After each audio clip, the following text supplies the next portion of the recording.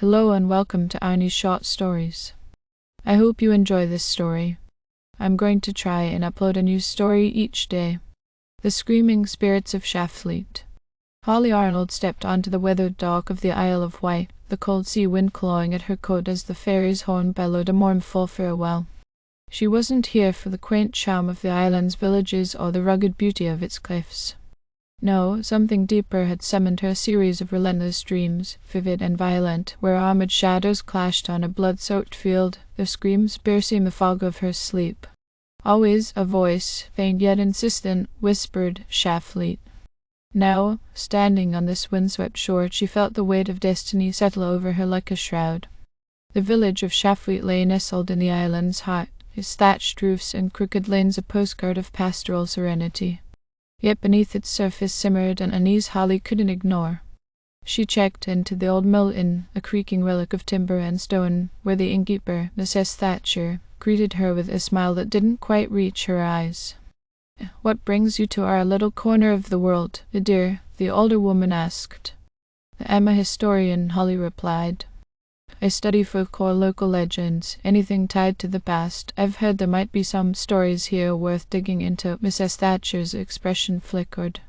"Oh, we've got stories aplenty, but they're not the kind you tell by daylight. They're not if you value your sleep, but tell me," Holly pressed.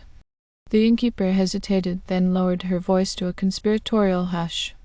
"They say the fields round here are haunted. Warriors, long dead, screaming into the night. Folks hear them when the wind's up. Cries of rage, of pain. Some reckon they are after revenge for a battle lost to time." Holly's pulse quickened. It matched her dreams too perfectly to be coincidence. That night, sleep eluded her, rain battered the inn's windows, and a wind howled like a living thing. Then it came, a scream, sharp and human, slicing through the storm's din. Holly bolted upright, her breath catching. Another cry followed, then another, a chorus of anguish rising from the darkness beyond. She stumbled to the window, peering into the night. There, in the mist-shrouded field across from the inn, ships moved, shadowy, indistinct, yet unmistakably human. Swords glinted faintly as they swung in silent arcs. The screams grew louder, a cacophony of despair that clawed at her mind. She blinked, rubbed her eyes. The figures remained, spectral and relentless. This was no dream. Morning brought a grim determination. Holly made her way to the Shalfleet library, a cramped room lined with dusty tomes and yellowed maps. The librarian, Mr. Pembroke, a wiry man with spectacles perched on his nose, greeted her with curiosity. "What's a historian chasing in a sleepy place like this? Anything about a battle near Shalfleet?" Holly said. "Something old, maybe forgotten." He nodded thoughtfully and retrieved a brittle map from a drawer. "Here, the Battle of Shalfleet, 878 AD, Saxons against Vikings. A slaughter, by all accounts. The Saxons held the line for a day, but the invaders overwhelmed them. Legend says the field ran red, and the land's been cursed ever since." Holly asked, tracing the map's faded lines. "The stories vary. Some claim the Viking leader used dark rites to secure victory, binding the souls of the slain to the earth. Others say it's just the weight of all the death, keeping them restless." As Holly pored over the records, a name caught her eye. Edward Arnold, her great-great-grandfather, a 19th century resident of Shalfleet. He'd been part of a dig at the battlefield site. The notes were vague, hinting at something uncovered, or something he'd hidden away. A chill crept up her spine. Was this why the dreams had called her here? She resolved to see the site for herself. Now a farmer's field. It lay just beyond the village, overgrown with nettles and brambles. The air felt heavy as she stepped onto the uneven ground, a palpable tension pressing against her skin. She walked slowly, scanning the earth, then her boots struck something solid. Kneeling, she brushed away dirt to reveal a rusted sword hilt, its grip etched with Saxon runes. The moment her fingers closed around it, a vision erupted in her mind. A warrior, his face eerily like her own, standing amidst a chaos of clashing steel and dying men. Blood sprayed as a Viking axe fanned his chest. He fell, and the world went dark. Holly dropped the hilt, gasping. The connection was undeniable. This was her ancestor's blade. That night, the spirits returned. She watched from her window as they materialized in the field, their forms sharp and now translucent warriors, wounds gaping, eyes burning with an unearthly glow. One stepped forward, towering and gaunt, its helm cracked from some ancient blow. It raised a spectral hand, pointing first to the sword hilt on her bedside table, then to her, and finally to the field beyond. The scream softened into a single, pleading word.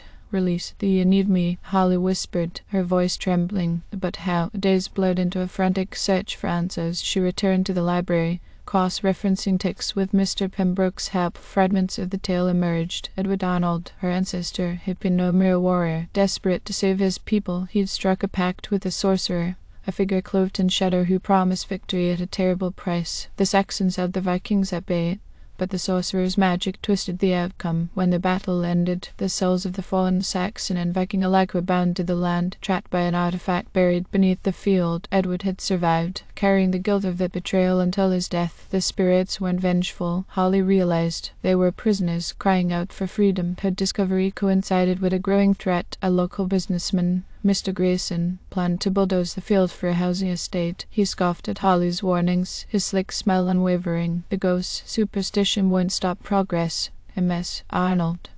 But his eyes held a glint of something darker, knowledge, perhaps, or greed. Holly sought allies among the villagers. Most shied away, cowed by Grayson's influence. But one stepped forward. Agnes, an elderly woman with a face carved by time. My kin have lived here since before the battle, she rasped. I know the truth. Grayson's no stranger to this. He's descended from the sorcerer who wants the artifact for himself. Agnes shared a riddle, passed down through generations, pointing to a hidden chamber beneath the field. Find it, she urged. Break the curse. Under the light of a swollen moon, Holly and Agnes crept to the site. They located a stone slab, its edges worn but marked with faint runes. Together they heaved it aside, revealing a narrow staircase plunging into darkness, flashlights in hand. They descended. The air grew colder, thick with the scent of damp earth and decay. At the bottom sprawled a cavern, its walls pulsing with carved symbols that seemed to writhe in the flickering light. In the center stood a pedestal, cradling a glowing orb, pale and luminous, like a captured star. The spirits appeared, encircling Holly. Their forms shimmered, faces etched with centuries of torment, yet they knelt,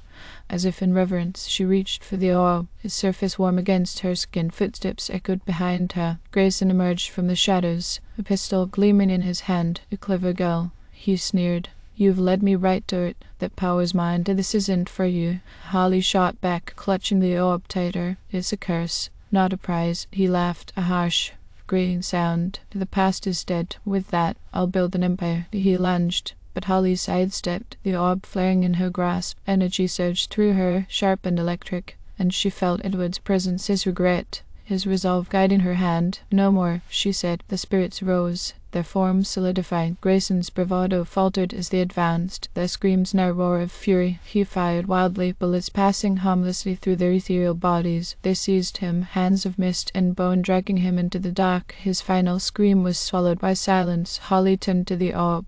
Agnes whispered an incantation, words older than the stones round them. Holly repeated it, her voice steady despite the pounding of her heart. The orb's light dimmed, then winked out. The spirits sighed a collective release, and one by one they faded into the air, their faces serene at last. Dawn painted the sky as Holly climbed from the cavern. The field lay still, its oppressive weight lifted. Grayson was gone, and whispers later claimed the development was abandoned, the land deemed untouchable. Holly stayed in Shalfleet, drawn to its quiet now that the past had found peace. She kept the sword hilt, a memento of her ancestors' sacrifice, and vowed to tell his story not as a tale of shame, but of redemption. The screaming spirits of Shalfleet were silent at last. Thank you for listening. I hope you enjoyed this story. Please don't forget to like, and even better, like and subscribe. Thank you very much, and I hope you have had or have a great day.